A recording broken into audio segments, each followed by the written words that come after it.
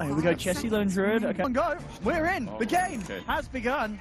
We've got it on our screens. I can't quite believe it, Purge, but here we go. EG versus Complexity. Game 1 is underway. Everyone's managed to grab their heroes, got themselves in. We have talked about the drafts and stuff before. We had that little bit of a break. Hopefully, you ladies and gentlemen still stuck with us through that one and are ready for the Dota as much as we are here, of course. And a lot at stake here, especially for the two captains. You know, there's always kind of been that long-term rivalry of PVD and Swindles. I think it's kind of settled down over the past, but it's over kind of the recent times. But still, you know, they do not want to lose to each other. I have heard so many times that casters bring up Swindle's rivalry with somebody else. Maybe he just has rivalries with everybody. I think he has rivalries with himself. He absolutely, and I mean that's what's great to watch about this team. And it's great to listen to him as well. You know, he is a man who is not afraid to say anything. I'm afraid he's. I'm surprised he's still in the country. You know what I mean? He's the kind of guy who'll say something, he'll get him kicked out. I see what you mean. So you're saying I should be more careful as well? You should, Purge. Okay. You're a very controversial man, especially when it comes to item builds. And you know, Russians don't take them lightly. AUI going for the full agility morph here, just as much last hitting power as possible in lane, and that should give him the ability to zone a bit more. He's easy to punish here, but with the dual support, he should be completely fine.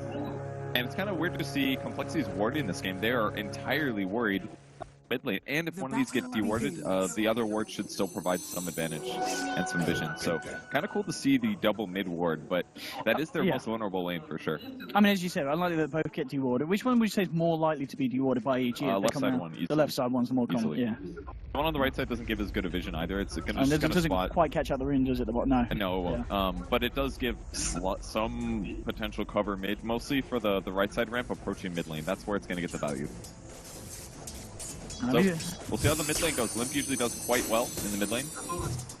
But with these two supports on the enemy team, it's going to be a little scary. And Bulba as well, he's just going to be AFK jungling with Night Stalker right now, which means that he can easily transition in some of these fights as well. I was going to say, I mean, what do you think about this decision? Is this the way to play as a Night Stalker this game? You just don't bother wasting any time in the lane as level 1? You try and get the faster levels in the jungle? Yeah, one of the things I pointed out in the draft, or like, you know, within the last 2 hours we've been sitting here filling time.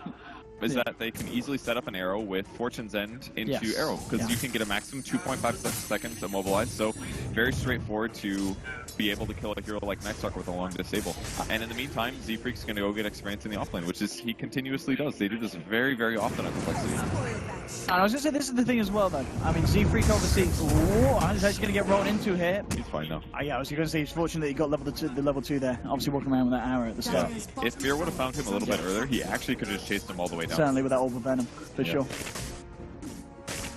I think we've seen Bulba do this before. He plays it very, very nicely in the jungle. We can expect incredibly quick levels from the man on the Night Stalker. Swindles as well, though, with his Beastmaster here, playing very, very safely. And as you said, that's going to give space to both of the safe lane as a mid lane. Fear rolling in, doesn't quite connect the slow onto Limp. So Limp's going to be fine for the time being. Did he even put a boulder down for that one? Or the remnant? No, I don't believe he did. I'm not sure. It seemed a little bit slow there. But you gotta hit that extra nuke because it's off for damage. It's pretty significant. It is hard to kill Dragonite because he's got 2 points in armor already. So that's like free ring of health basically, and he's gonna take a lot of harass from Puck. So this way with Clawing Blade, he should be able to reliably continue to gain farm and dodge games. It's looking okay for Complexity as a whole, and I do like their prospects once they get in the mid game. Here we go on the bottom. I mean, you can see this bit of a wraparound here from Fear. He's got himself the Invis rune. This is always very, very nice to try and set up this first blood attempt. He's only level 1 across the actually with that sentry. That could be pretty big here. They do see him, and now the pings are coming out, but already Z-Freak in trouble. He's going to look to jump himself down. The question is, can he chase this? He's going to go for it rolling in. He's going to miss the initial roll, but if he can get the slap through, got the arrow now, I think. And he has got boots as well, Z-Freak. Oh, okay. If he has boots, he's going to be just fine. That was a huge sentry, though, because he kills the ward and gets out and takes a lot of that focus. Yeah. That was really nicely done. And he also blocked his large camp, by the way, so this isn't going to respawn anymore. That was such a big play by him. I mean, they were talking about Z-Freak on the panel, and indeed, it's just little kind of decisions, little plays like this that really do add up, and going to allow Complexity to have this very nice start indeed. We can see at the moment from the two junglers, as expected. I mean, Swindle's having a much quicker time than Bulba, but I mean, just look at the numbers. He's killed 26 creeps. Bulba's only killed 9 at the moment. It's totally standard, just because the boars, their damage versus neutrals got buffed recently. So Beastmaster as well as Night Stalker hit about as hard. The difference being Beastmaster also has an aura that increases attack speed. So by all means, he does way more damage to neutral creeps. Ooh, he might die here. He's got to be careful. Now he's finally can man up. Yeah. So he picks up level 5 here. I mean, this is why we're seeing Beastmaster being banned out. It's ridiculous. Level 5 of this. He's gonna have level 6 by what? Before the 5-minute mark, and then suddenly you're coming in with an incredibly effective gang. Yeah, I think the most straightforward way that they're gonna have to nerf this is just lower the boar attack damage. It was fine before, but the fact that it does like an extra 50% to neutrals, where it didn't do that much before, just has completely made the hero unreasonable for them. And look at this, with his smoke from EG, Bulba moving in from the side. They've got the silence for them, closing in onto the DK. He's got a few points in the Dragon Blood. If he gets out of this, I mean, surely not. He won't. Samel gets him first blood. The arrow comes through onto PPD from Siegfried on the sidelines. They'll try and nuke him down. They will find the kill in return. But nonetheless, that is EG with the first blood onto that mid lane DK. So they'll be very, very happy with that opening. I like how they set that up as well. They attacked while it's still daytime, so he didn't necessarily anticipate the Night Stalker from doing that. He might actually get a Oracle kill. Yes, with this DD, I think we could see each punch 117. Fear joins the cause as well, and Hansken, well, he can save himself from magic, but not from the punches. They'll find themselves another. Now, eyes on to Fear. Complexity, they found the trade on the mid lane spot club. Maybe they can find a trade here as well, and they do. They'll get themselves one back in return. So already we're seeing how well Complexity do react to what EG is able to do, but at the same time, it is EG kind of just slightly coming out top in terms of the kills. And bottom lane, Owie moves in. We were talking of Z-Freak earlier, but this time getting outplayed by the Morphling. Kill, a solo kill for Owie, who's already having a very nice time in the lane. That is not who you want to be giving away a free kill to. He did that so perfectly AOI though, because he waited until the arrow was very close to hitting him to make the bottom think, oh, I actually got him, this is going to work.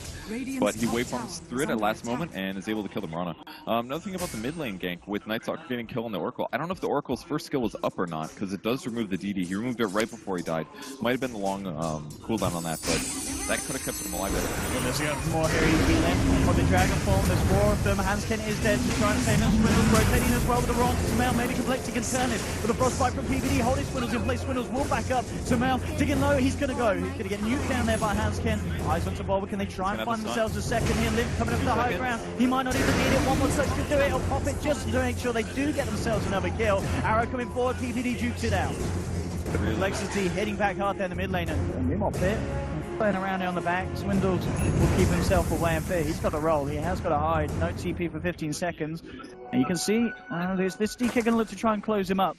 They are moving it around, but no, it's not going to go all the way up top. But Complexity hitting back hard there in that mid lane. Yeah, Colt's doing quite well. EG doing well also. They're both playing around what each team is doing. EG's going to want to keep killing the Dragonite to limit his farm, and Complexity's doing their best to keep him alive. The Oracle's actually really paid off here. Just like a Fate's Edict with a heal on top of Dragonite, even if the Fate's Edict blocks a nuke or 2, it's completely keeping him alive. And he's already gone through a full infused raindrop in the mid lane, which has lost him gold, but also has made some of these kills so hard that it's gotten Complexity return kills. So these itemization choices that they've been making have actually given them a much better shot at winning the game. I was going to say, I'm looking at these two kind of safe laners. They've both been given a bit of free farm. There's a slight edge at the moment for Lone Druid. He did get the 6-minute Midas as well.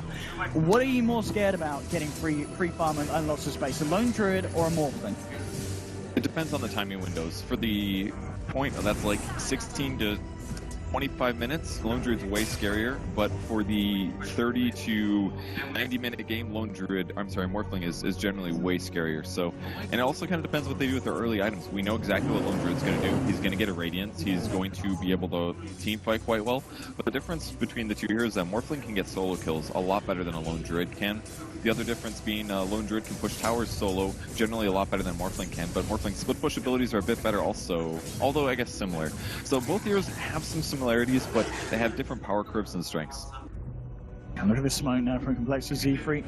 Hansken looking to rotate around to the top lane to help out Jesse. Bulba's there. Fear's on the sidelines, and already Bulba being initiated on. There's the setup. Arrow to follow through. Fear will throw the boulder down. Bulba, he's going to be able to walk this one up a little bit too tanky for Complexity to break through the health bomb. Yeah, the only way that works is if Z-Freak's sitting so far away that he gets like a 4-second arrow or something like that.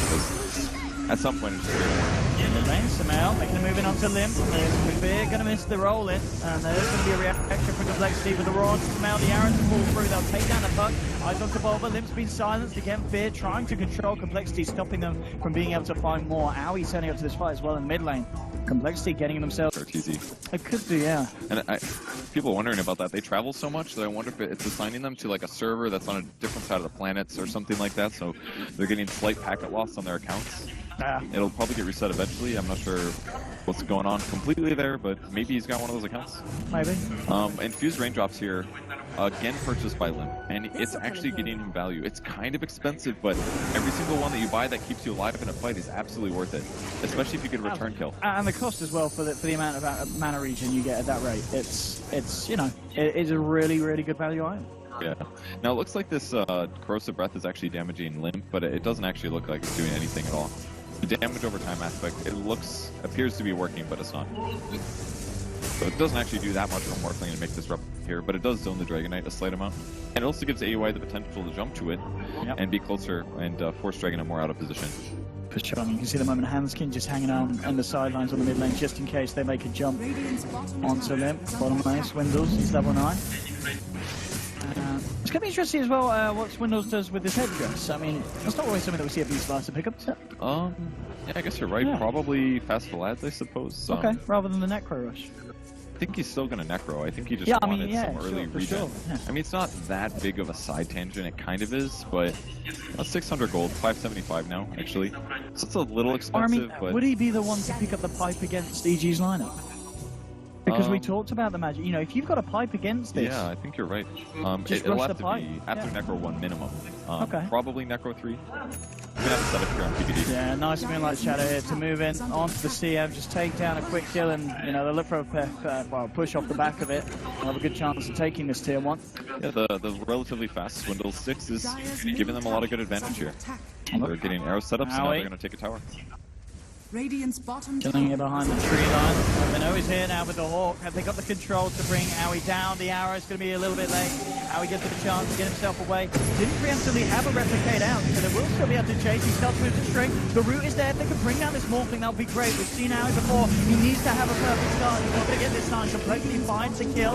Now they look for more. Starstorm coming down. EG trying to fight back in the middle of this one, but Samel and Bulba then out the retreat. Fear turning back into the fight with PPD. Nice stun from the Earth Spirit onto 2. Arrow flies through. Is going to catch under a fruit. They've lost the Swindle Beastmaster in return. Orbing in, Samel, he's not done. You can see the Magnetize already just forcing Complexity to back up. Over on the front lines, who's going to go for it? He's going to lock down Hanskin. Make sure there's no safe potential here for Complexity as they get themselves a double on the Night Stalker. Limp falling low as well again. Fear with the Boulder Smash, the silence on the Siegfried and Limp. Limp's going to get himself out. Dragon Tail Samel, but Fear rolling forward, trying to chase down the DK. Can't quite close the gap. He ran out of rocks there. Samel using his Veil a little bit late in that fight. I don't know if he got there just too late, but his Veil came out after most of the magnetized damage had been done, and Fear just completely ran out of boulders and stone remnants, and because of that, he wasn't able to secure the Dragonite kill either.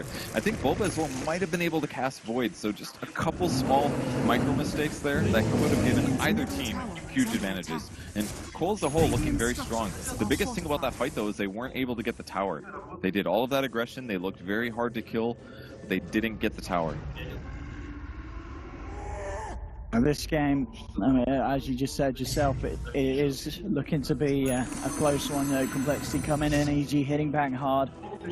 But that definitely felt kind of like the more coordinated team fight from EG. You know, Complexity just kind of overstepping the mark a little bit. Bulba's awareness. Bulba and Fear, I feel, were the ones that really played that team fight absolutely perfectly, and just allowing someone else coming off the back of it. I mean, we're seeing between, well, the 3 heroes, really. The Night Stalker, the Earth Spirit, and the Puck at this point, when there's no BKBs and Complexity, the silences just absolutely ruin them. You get your...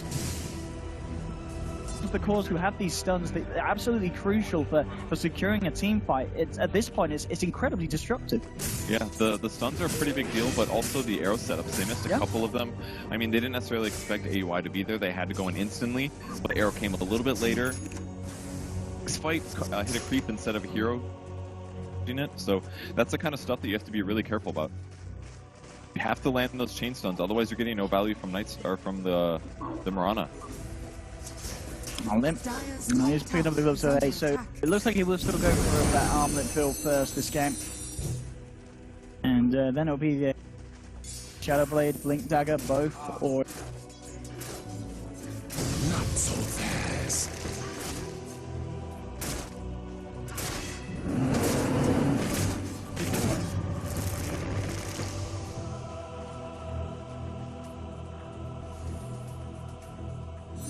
stream. Yeah, it looks yeah, like they're everyone still got playing, kicked. Well, there we go. We're back in. Well, the Russians are. Are we? Oh, look at that. We have a nice Alright, transition. as long as we got a premium monitors, we're good. We're good. We're back in. Do you see that poor Hawk? Poor old Hawk. How do you waveform into the sky? How does that work? How do you waveform? I mean, That's a better I've question. not tried to do that myself, but I feel like I'd end up losing a few organs. Oh, here we go. Straight onto Sumail. The arrows to follow through as well. If they can kill this puck, can they get Sumail with a burst? They do. Nice view from Hansken to seal the deal. At the same time, Bulby's got his eyes on the Swindle. Going to be kept alive with the false promise that allows him to get the raw onto Aoi. Great play here from Hansken. Duking down the puck, ensuring that Swindles get the chance to lock down Audi, and Cole find themselves 2 kills and EG with nothing to react to. Yeah, that's everything EG has to be careful about right now. Puck is a very survivable hero, but if you don't go blink first, then you can't get out of position anymore, because all it takes is one stun with an roll-up and a third hero to nuke, and that's why their lineup is actually quite good. The Oracle's going to guarantee that cores are going to stay alive, and then they have tons of nuke damage and stun damage to follow up and guarantee kills, so EG can't get out of position because it's going to be Complexity taking towers for free afterwards. So there we have it. Taking the tower down there. Well, he's putting a lot of pressure on it, and the reaction from EG will come through. Armlet now complete on the Dragonite, ready for the next fight. Roshan is up. It's going to be interesting to see what time one of the teams feels like they're going to be able to go for the rush. Yeah, I think Lone Druid for now just really focuses on the Radiance. It's a lot safer to do this. They may use Dragonite ulti here once he hits 11 to clear the Ancient stack, so they've been stacking it a lot. I mean, Lone Druid can do this here, but it's not as fast as some other characters. At the very least, we'll have to use Battlecry, yeah. I mean, if Jesse can finish this off, he's going to be pretty much well on his way to having that Radiance done at a very good time. But this is the problem. It's hard. It's not easy for a Lone Druid to just clean up the Ancients. I kind of feel like he wasted a lot of opportunity here. Now his bear is lower on HP, that means he has to resummon it or send it back to base. They lose their mid tower as a result. Like, commit the Dragonite or not. But normally they do a lot of stacks when they play against Complexity. But they usually have a hero that can deal with it. Either Axe, for example, can spin it out, or something else. Oh, hello. Oh. Hello. And so we're thinking about, hopefully you guys at home can see it. We've actually we've lost game sound production, so hopefully you guys at home can hear the sounds of the game. We may not have English Observer, could be it. Maybe this is Russian Observer. Is this Russian Observer? Oh, it is. Yeah. Oh, it is. We have got the Russian. No, oh no. No, Wepas. Oh, Wepas, Wepas, you made it big. You're actually on the big screen. The Russians are sitting.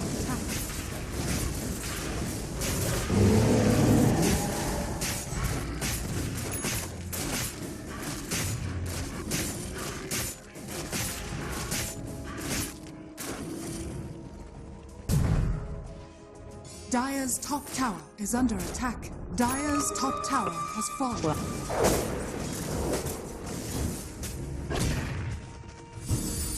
Radiant's bottom tower is under attack.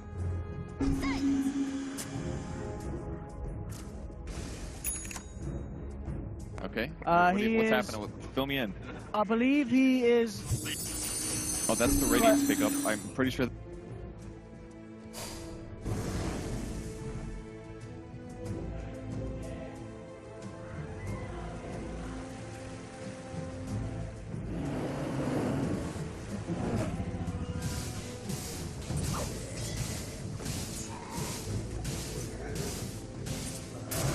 Not an Earth Spirit. That's Divine Rapier on a platter, really, for the side of Complexity, if that's the case. Oh man, you can roll in Boulderoo. What's the big deal? True, what, you just jump in, give him a slap. Oh, you're back in, Purge. We can actually cast from your stream. I don't know why I'm trying to look at Fears. You're actually in, so... Oh yeah, I was actually missing. Oh, here, we're back in as well. Oh great, now I'm not important. I don't think we missed anything, did we? 5-10, I believe it was 5-10 we went. Or did anyone die? Fill us in, Purge. No fights. Okay. Biggest thing I saw was that the Radiance was picked up on Lone Druid, so that's our update. The Radiance is the big thing. Anything else? Well, doesn't matter. There's a DD and an Armlet on Dragonite. They're going to be pushing mid. That's super big. This is the fight that EG maybe has to take, but Sumail's completely out of mana. This tower's just dead. So mid tower will fall here, and now Cole's going to move around as 5 very, very often, and they're going to try to take more towers, take advantage. And once these towers are away, it should be a pretty straightforward, easy approach for them. Especially before Sumail gets his Blink Dagger. He's about 300 gold away, so he's close. But I don't know if it's going to be in time. Necro 2 up on Swindles, if there's anything else new. He's got enough money for the level 3 as well, Swindles. So One first dice. Yeah, haven't had the push. I guess as well with the headdress, it was kind of a casual pickup. I guess, you know, later on he's really finishing that off into the Blads. But yeah. as you said, he's still getting that standard hair. Build up here with the Necro unit. Top lane, Owie. Their 5 men so good. I believe what's Owie got in the corridors? That is full out Lincoln's spin up. I wouldn't be surprised. He hasn't died that much. It must be about this point. You want me to click on it? No, I was going to say, I'm not going to. You're the Owen's. You ready for me to click on this? Can you click on the corridors? Okay, fine. Alright, it's a Lincoln. It's the Lincoln, because he's got it done. I just messing with you. He's got it done. So much fun. So 18-minute Lincolns, I mean, that's great to do more than, yeah, that's good farm speed at the moment. Yeah, it's a good timing. And the important thing is that it stops things like Dragon Tail Stun, Roar. There's some other spells that they can throw that'll interrupt it, like, I don't know, Purifying Flames on Oracle or maybe Fortune's End. But he could just stay alive in fights and transition into his second and third item, then Morphling's going to contribute a lot. But this is why the hero isn't picked that often. He's good in the lane for contributing to kills because he has a position-based nuke and he can continue right-clicking with that. But he's not as good early game as heroes like Dragonite, and he's not as safe as heroes like Lone Druid, for example. So, but as he gets his second and third item, he's going to have a huge impact. It's going to be huge. Like, complexity isn't going to scale into items that deal with it, basically. None of their heroes are going to buy Orchid. Swindles, he's AFK. Ooh. I'm looking over at the booth. He's a little bit angry at that. Yeah. Migraine. That's going to hurt. Possibly migraine the boar. At the same time, in the mid, they end up losing some men. Our own point from and so look what they were doing. They were actually setting up in the hopes of... This could work off. Oh, don't fall for that, Lynn. Look at that EVCM kill. Yeah. Oh, come on. Easy. You know, fun fact, in Dota 1, it was actually pretty easy to tell if a Morphling illusion was actually a Morphling illusion, but it's a little different in Dota 2, yeah. You could see the, I believe, like the name of the hero or the color, something like that was different. Oh, we got game sound purge. Oh, who cares, dude? I'm fine. That's a good way to start. I see Fear's dead. Are you sure? Okay. You sure? Maybe? Alright, Rapier's down, I guess. Rapier not going to complexity. Fear dying. I mean, 12 for 6 on the back that, you know, they just killed Samel, they get Fear as well, they did lose Swindles, but complexity looking pretty strong at the moment, and it's exactly as you said, they do need to. This is the point of the game with the Lone Druid, where they're going to have that edge against Owie's Morphling, who's yet to kind of really come online. Yeah, he's a bit of an issue, he's an annoyance. He's not going to be blowing anyone up, though, with just his Lincoln Sphere. He's going to be hard to kill, for sure. Let's get his tower up at least. It's really hard right now, and that was the bear TPing back, actually. Just the bear. Kind of a cool thing that not enough players do. You can use TP scrolls on your bear. So he sends it back, and now he can recall. It's like free boosted travel, actually. It's really amazing more teams don't do this. Oh, I think he killed him there. They'll certainly be happy with that gold. Alright, easy gold hit. That's like a hero kill for AOI here. 300 gold, yes please. So there's the resummon that stops his split push, more or less. It's still okay for complexity. I think they're relatively alright trading that. But if the bear dies again in the fight, it's going to be a big target, and EG can pressure and chase after. Our complexity, yeah, but there's no fortification here for EG. A complexity at a point where they can really just try and force the high ground? They can pressure it a little bit. At the very least, they're going to do some tower damage. PPD going for a 2-4 build, actually. He's just not even getting his ult, which I don't think is terrible. I mean, there's so many stuns, there's good ways to set him up. He just needs to spam his 2 skills as much as possible. Slow down attack speed, limit damage, help him. Well, look at this, here's the push. What are you going to do to stop it? Limb jumping in on PPD with the arrow to follow through. It's not even going to be needed. He gets taken down by Swindles acted. But looks to focus on the Limb, jumping in with the silent revolver, trying to chase down his DK. It's a lovely magnetize from Fear, forcing Complexity to back up, but they've already found themselves the tier 3. The bottom rack's now exposed, and Complexity getting away with this aggression, and it feels like EG are struggling to hold them back. Well, they can kind of come back if they get healed up here, and that's what they're going to do. Because they know the ultis, some ultis were used, magnetized. The only thing Fear could have done differently there, which would have been super next level, if he could have punched the Crystal Maiden away, and she wouldn't have gotten arrow comboed. Yeah. That's the only thing I can think of. That or Force Staff. PPD was definitely out of position. He's back alive, though. He's building a Force Staff of his own. He did that to buyback, but he's got enough items where I don't think that's too ridiculous.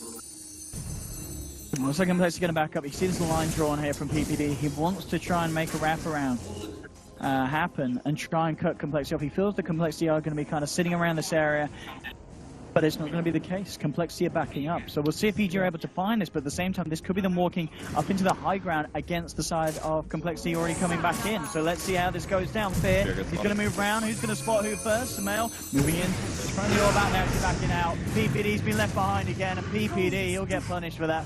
He was the one to call the play, he will be the one to pay for that play, as it doesn't work out.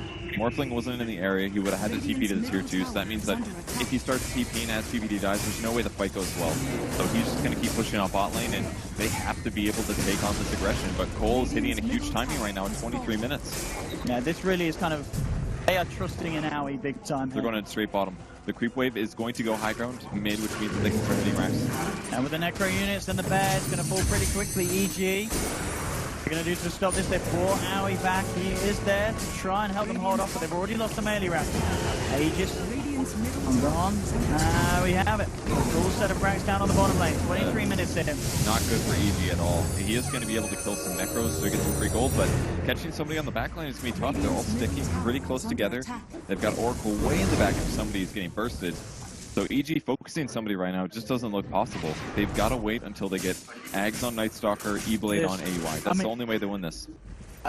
Then that's the thing, is that going to come soon enough? Because this is looking terrifying now, the lineup of Complexity. The fact that you look towards Chessie, he's got 4.5k on his lone druid, so the Assault Cuirass is going to be pretty much done for the next push. There's a BKB nearly finished on the Dragon Knight. I mean, when you add those two things together, how do you then stop Lim from Chessie just moving up to the base and just pushing down another lane? You got to hit the back line. That's the only way at that point. And they can do that. They can wrap like a Night Stalker Morphling replicate around the back, jump in, one-shot somebody. He's almost got the item. He's about 400 away. So it's not game over for EG by any means. It's just they're definitely on the back foot. They're going to be living on farm. This is such a great time. You know, Blink picked up on Swindles. You've got the Pipe now on Z-Freak. Vlad's on Swindles. They've literally got everything. AC is done. BKB is done. Let's go. At the same time, there we go. A couple of big items to go for EG. They've got the Ags, and they have got that E-Blade. So as you said, you know, they are going to be looking to burst down some of the backliners, and certainly with that combination of the vision and the nuke potential of Aoi, they can do that. I don't know, man. With this Pipe on Z-Freak, and he's got 4 points in his leap as well, so it kind of functions similar to a Blink Dagger. He can jump to where his allies are,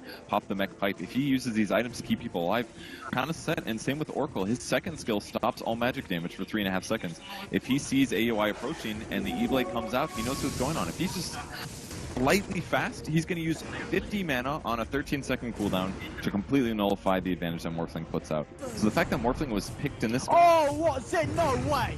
Z-Freak! With that arrow from a mile off! Oh my goodness! Oh my! Just anticipate that. Like, that arrow was incredible. That's such a big kill. Absolutely incredible. I mean, as I said, the panel really were talking him up, and he really is. This Marana play 317. What an arrow! And off the back of that, how he kept for 60 seconds. And as I said, EG this game, they have drafted in a way that they make space for Aoi. They trust in Aoi to win them the game, but I really feel at this point, Pudge, it's nearly over for the side of EG. As Complexity have just been playing this absolutely perfectly. Well, they pop Pipe here. I think it's a little early for that. But now it's not going to be up when they actually get it just feels like Complexity, they don't care at this point. They realize that they are very much ahead this game, and I just feel that the strategy from EG has not worked out. That arrow actually just got them a Rax. It was like straight up arrow. That one arrow, Rax. They burn all their cooldowns for that. I thought maybe they'll be alive in time, but this is a Dragon Knight Lone Druid with an AC. That's a 2 Rax at 26 minutes. A 20k gold lead at 26 minutes. It's just going to get worse because now EG is going to spend all of their time pushing lanes, and Bulba's been building Ags, totally standard. But this draft was just not early game focused enough. They needed their supports to get a lot of kills, and they didn't really. All of the pressure came onto the Dragon Knight mid. Maybe they should have done some offlane ganks. Maybe they should have ganked jungle looking for Beastmaster, for example, but they just didn't get the value out of their heroes, and now EG's going to sit in their base a lot. Like, they'll make replicates with Morphling. He's going to go look for heroes to kill. But as we see every single Complexity game, these guys are going to 5-man till the game ends, and they've got the Rax advantage to easily be able to do that. And that's the thing as well. EG, their lineup, really the best at pulling out stronger creeps, are they? Yeah, they're not. No. It's not happening. Morphling single target. Puck has some good nukes, but it's still mana based. And look at this point as well. You know, you look at Chessie. He's just picked himself up a hood. You know, just this. You know, certainly. How are you killing this lone druid? I really don't think you are. He's even got a cloak on his spear bear, so he's going full magic resistance. There's Greaves done on Z-Freak as well. Okay, he might even make another Pipe on lone druid. Honestly, I think it's absolutely worth it. It's worth it this game. Absolutely. They've got a huge Rax advantage. If they just go high ground and then they pipe, the Pipe dies, and then they do their second Pipe. That's 800 HP to everybody on their team. That's a stacking 10% magic resistance. So I think that stacks not 100%. But even if they get just the barriers for the 2, massive advantage. And they have an Oracle on the back of that with a Glimmer Cape. Like, how do these guys even die? AOI actually just E-bladed a creep. That's the most useful thing he can do with an E-blade right now. This is obviously going to be frustrating for EG that they found themselves in this position. I mean, they're still battling on, but I don't know how they swing this round. I feel it's going to be Complexity kind of running into them one by one. Because when Complexity fight as a team, we've seen this game how well they can come out on top, and they have. To the point that they are at this point where they are so far ahead of the cause of EG.